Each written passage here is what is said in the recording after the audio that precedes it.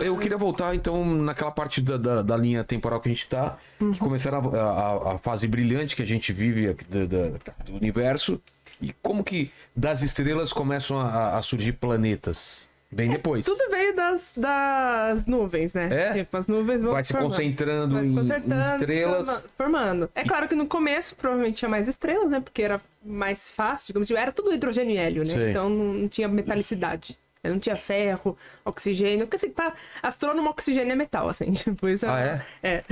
É. Mas Só tem hidrogênio e hélio. só tem hidrogênio e hélio. Então assim, era mais E ferro. estrelas. E lítio. É? Lítio. Ou até, tipo, tem a questão de, tipo, de se anãs vermelhas se formaram naquela época, a gente conseguiria observar hoje, por exemplo, que elas demoram 1 trilhão de anos pra morrer e tal, enfim.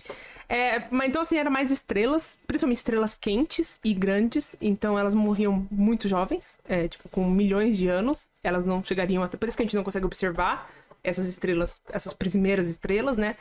E aí elas foram morrendo e foram criando essa cadeia, né? Elas... formaram ferro, oxigênio, nitrogênio durante o processo de queima delas, liberou pro universo durante supernova, formou planetas, e aí foi fazendo. Aí tem dois acontecimentos assim, muito importantes nessa era das estrelas, que primeiro foi o Redshift 2, que a gente chama de Redshift 2, que é basicamente um período onde teve muita formação estelar, e os buracos negros estavam muito ativos nessa época, tipo, muito ativos, e além disso estava tendo muitas colisões. A entender de que tudo está relacionado. Então, por ter mais colisões, as galáxias se fundiam, tinha mais gás, os buracos negros conseguiam se alimentar mais e mais estrelas se formaram. Tá. Só que ainda não é provado isso, mas existe já essa correlação. Essa correlação aí. Que foi nessa época de Redshift 2, que agora, você sabe, lembra quanto bilhões de anos atrás era? Acho que era não era 1 bi? Acho que é 1 bilhão. 1 bilhão? 1 bilhão após Do Big Bang, né? Era, tipo, por aí, 1 bilhão. E então teve esse momento, né? Que inclusive muitos astrônomos são muito interessados nessa parte. Ou é 5? Acho que é 5, Acho que é 5, Acho que é 5. Aí eles são muito interessados em estudar o que aconteceu aí, porque pode explicar os buracos negros que a gente tá assistindo, tipo, observando hoje, né? Por que eles estão desse tamanho? Provavelmente naquela época. E aí, mais 5 bilhões de anos depois, acontece a segunda aceleração, que é quando a energia escura passa a ganhar da gravidade. E aí o universo começa a acelerar, tipo, se expandir aceleradamente. E aí... Mas do nada a energia escura começa a ganhar? Não tem uma explicação? Não. Putz. É o grande... Enquanto tá rolando esse podcast, pode ter certeza que tem alguém no mundo aí, no Pordoc ali, tentando responder isso. Se tiver no chat, vai tomar um café, descobriu e tá no chat, já manda pra nós aqui. Paper. O sistema Tá lendo? Tô lendo aqui, O sistema solar, os planetas que tu falou, a formação é fora do Big Bang. Mas a ideia é análoga. Você tem ali, a estrela tá nascendo ali, né? Aí já tá tendo fusão nuclear.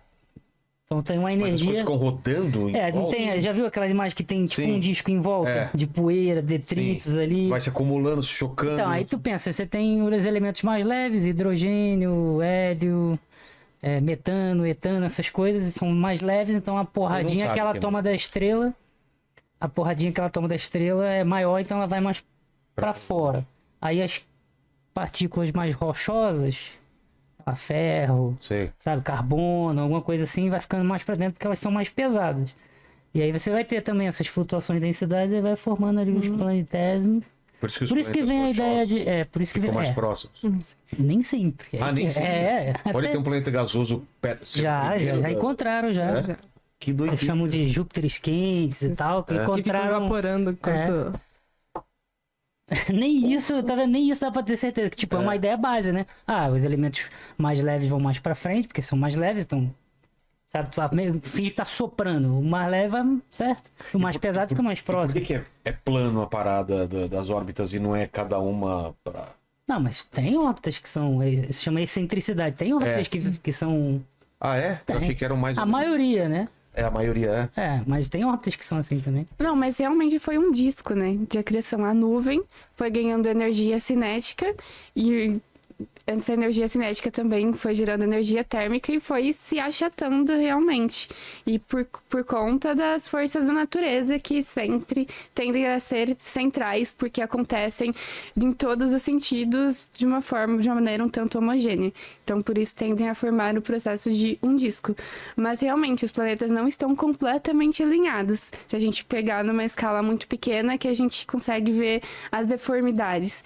Por exemplo, igual a gente fala que a Terra não é redonda perfeitamente porque existem variações na superfície dela. Da mesma maneira, é o sistema solar. Se a gente for pegar as pequenas variações, realmente ele não é um disco plano.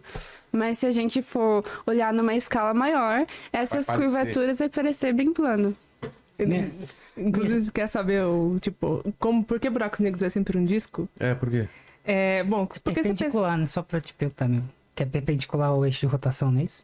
Ou não? Não necessariamente, que pode ter disco para buraco negro de Schwarzschild, apesar da gente não achar que buraco negro de Schwarzschild existe. É mais complicado que eu achei. Não, porque imagina, você tem uma estrela, ok, chega uma estrela lá, o que você aprendeu no ensino médio? Que conservação de momento angular, ela vai ficar orbitando, não tem jeito, porque só conserva, não pode perder momento angular, certo? E aí isso era uma questão, assim, até a década de 90, que todo mundo, observava já buracos negros, efeitos de buracos negros, vai falar, o que tá acontecendo ali, né? Como que ele tá acreditando coisas se, a conservação de momento angular diz que não pode acreditar. Não pode espiralar pra dentro, né? O que acontece é o seguinte, foi Balbus, um físico chamado Balbus, ele percebeu que o campo magnético, o próprio campo magnético das estrelas ou do gás que está chegando, ele transporta momento angular da parte interna para a parte externa. Então ele vai fazendo, a gente chama de MRI, ou Magneto Rotational Instability, que ele faz assim, imagina assim, tem duas coisas, tem dois elementos indo assim, só que um tá indo um pouquinho mais rápido que o outro. Sim. E tem uma linha, uma corda conectando os dois. Quando essa corda conecta, ela começa a puxar, existe uma tensão. Só que imagina isso para muitas partículas, um gás enorme. Começa a criar um caos. Aí a turbulência começa a transportar momento angular de uma parte para outra. E aí a parte mais próxima aqui do buraco negro, né? Porque aqui a velocidade é maior, ela começa a perder momento angular, porque está sendo transportada para a parte mais externa. E o que acontece? Vai se esticando, vai formando um disco. E aí vira esses discos que a gente vê no Gargantua, por exemplo. Entendi. Por causa desse processo de MRI, que até hoje, assim, muita gente tenta explicar isso aí, porque é realmente bem complicado, mas é o campo magnético que faz o transporte de momento angular, que faz a gente observar discos. E isso acontece também, para planetas, etc. Inclusive, todos os planetas gasosos do sistema solar possuem discos. Que alguns não são visíveis. Saturno. Visível. É que é mais anel, né? Anel. Porque o disco é o disco de gás, né? Aí anel seria as das rochas, que tem outra explicação. Tem outra explicação que não necessariamente é o campo magnético. É? Aí tem, que provavelmente colisão, entre luas, que pode ter acontecido. Mas por que fica sempre na parte do Equador? Aí tem a ver com o eixo de rotação, né? Aí tem conservação de momento angular também, né? Bate e começa ali. Então não é necessariamente o campo magnético, porque o campo magnético... porque assim, a gente fala campo magnético, né? Mas, por exemplo, o buraco negro em si, ele não necessariamente tem campo magnético. Ele pode ter, mas não é o campo magnético do buraco negro para formar o disco. É o campo magnético da nuvem. Já no caso dos planetas, o campo magnético maior, assim, é do planeta, né? Então, para formar os anéis, não necessariamente precisa do campo magnético, assim... das próprias rochas, né? Enquanto no buraco negro é o oposto, E nas nuvens que formam planetas também, tem um campo magnético delas, né? Entendi.